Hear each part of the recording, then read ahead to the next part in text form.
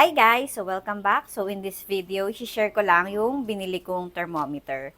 Actually, dati unboxing ko to, pero may bida-bida na ang unang nag-unboxing sa akin. Siyempre, ayan ang aking partner na si Jervis. But anyways, umili ako nito kasi gusto ko na monitor ko lagi yung temperature ng lahat na aquarium ko, lalo na yung may mga heater. Kasi gusto ko malaman kung accurate pa ba yung heater na nakalagay sa aquarium ko, or baka mamaya hindi na pala siya accurate, baka sobrang init niya na naluluto na yung fish ko. Or malamig na siya, akala ko yung pa rin yung temperature, yung pala sira na yung thermostat ng heater. Kaya, importante sa akin tong thermometer na to. Isa-isa natin tong ilagay sa aquarium ko. 100 gallon ko, meron na to.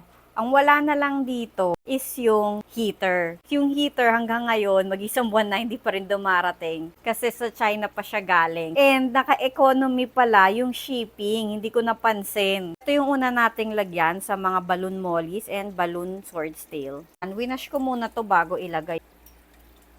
This is my quarantine tank. Bagong dating to from Indonesia. So, isang seller lang sila, kaya magkasama sila sa quarantine tank. Short body, short tail. Tiger bronze oranda and rose tail oranda. Kaya nilagyan ko na. Para malaman kung hindi nagloloko tong heater na to, kailangan match siya dito. So, ngayong summer, hindi naman ganun kalamig yung tubig nila eh. Kaya lang, nagpa-power feeding ako, tsaka lagi kami naka-aircon, kaya paiba-iba yung temperature.